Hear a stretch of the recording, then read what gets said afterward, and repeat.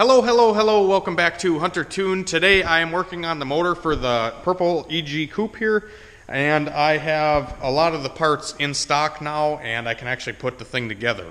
But this is just going to be a quick update video because I ran into a few snags putting this thing together. So you guys have known, if you've been following the channel for a while, that I've been trying to build up this LS block. I have a B18B block here. Actually, it might be a B18A. No, it's B18B block. And I filled it with the Chris Boyette block filler, and then I had the block machined flat.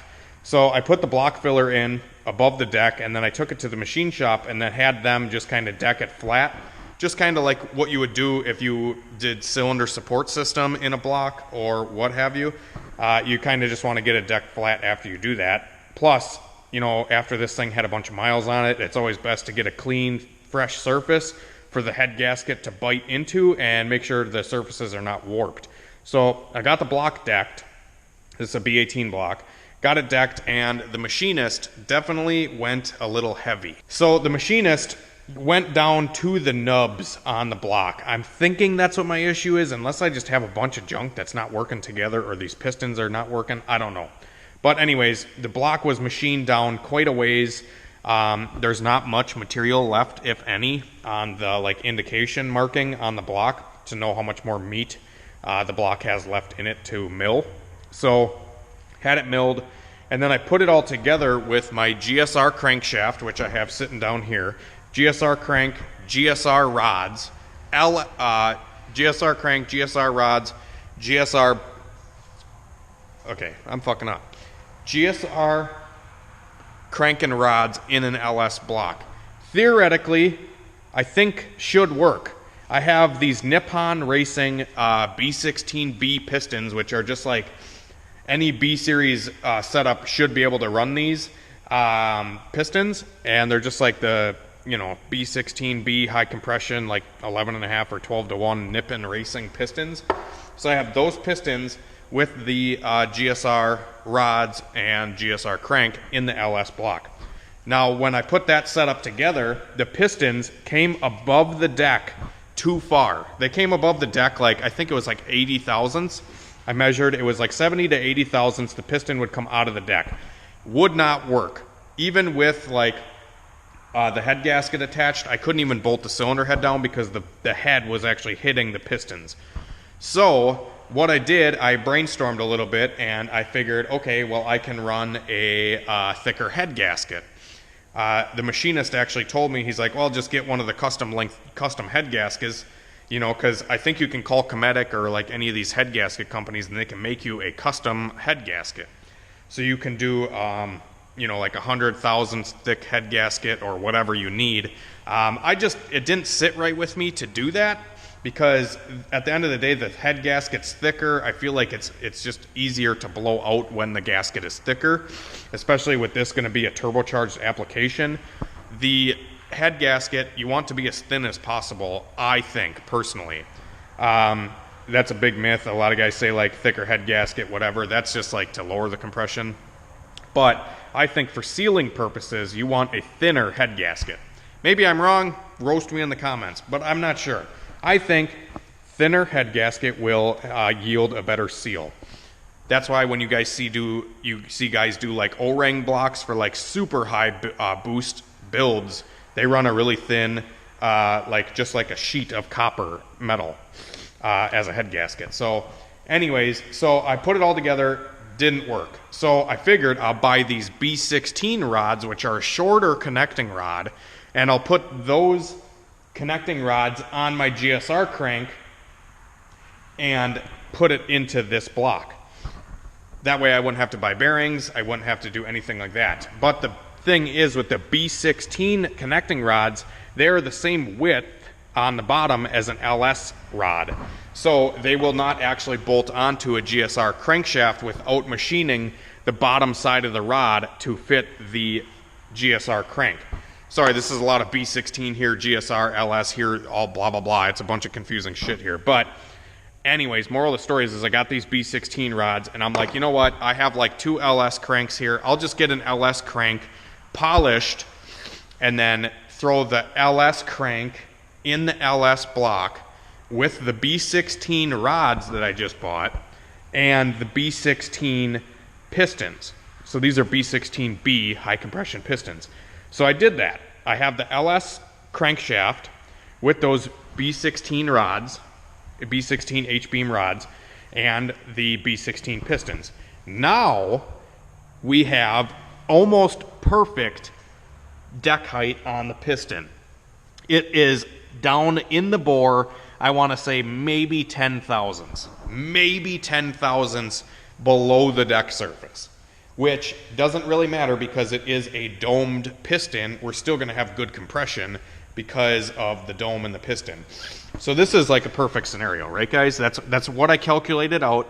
I calculated this out because I was like, oh, I'll get LS connecting rods. But if I were to get an LS connecting rod with the LS crank and all that stuff, the LS connecting rod would have still had the piston above the deck surface.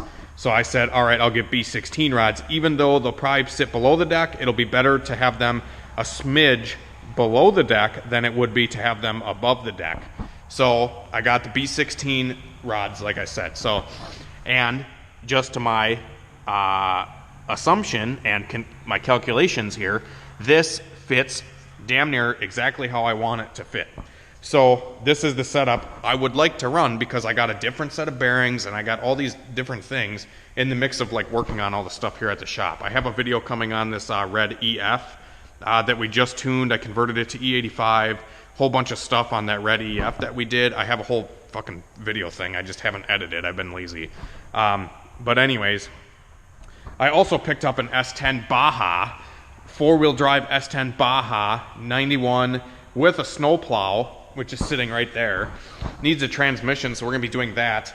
Just been super busy, guys. Just haven't really had the time or motivation to edit the stuff I've been filming. But I really wanted to get this out there because I'm curious what you guys think. So this is the issue at hand now. So I put this thing together and I figured everything was gonna work. So I started, I put all the new bearings in, assembly lube, everything like that, torqued all the mains. And then I threw in this rod with this piston, new bearings, got the assembly lube on there, torqued the bolts to spec, all that stuff. And when I went to go spin this thing over, when I spin it over, when the piston and rod come up to bottom dead center, the crank hits the piston. Just to make my day worse, right? It's always the oddball stuff that I get because I get really creative when I build stuff because I've done all the like run-of-the-mill builds. Like I've done all the stuff that like, works, I guess. So I just try to like mix and match parts like these are Legos. And I guess it's kind of biting me this time around trying to build a motor for that purple car over there. Just sucks because I have everything to frickin' put this thing together. So anyways, the problem is I actually put some assembly lube on the crankshaft here. And you can probably see right here where the assembly lube is worn off of the crank because that is where it is actually hitting the piston. So I'll show you on another piston here where it actually is hitting. So when the piston comes up the bore, when you're looking at the motor this way, the crank is hitting it right where my finger is, right here. So the crank is hitting it right there. So there's nothing I can do on the piston to machine any metal off of the piston to get it to clear. The only option I have here to make this setup work is to actually take the crankshaft and grind metal away on this weight. I would probably have to take a few thousandths off in just this kind of area right here where it's hitting. I would assume it would probably have to be between, this is where the other spot hit.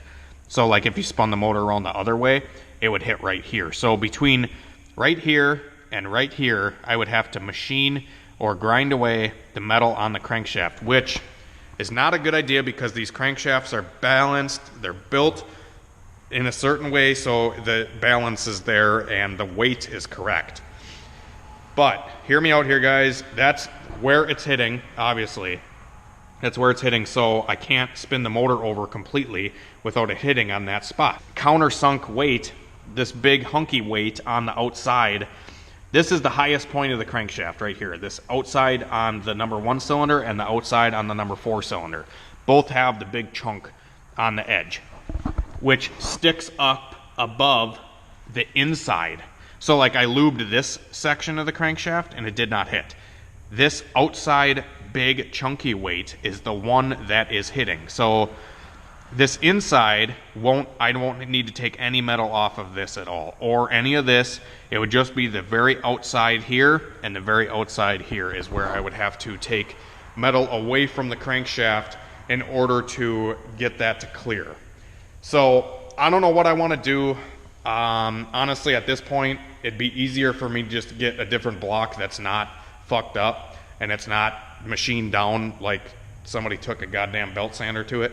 But it is what it is. So we're stuck here with this block and all these parts. I've waited this long, and I've stuck so much time into making this block work. I don't want to give up now. So that way, if I do use the B16, this whole setup here, if I did get it to work, I feel like it would be a monster and it would be reliable, because a B16 rod is short. I'd probably be able to rev it high pretty safely.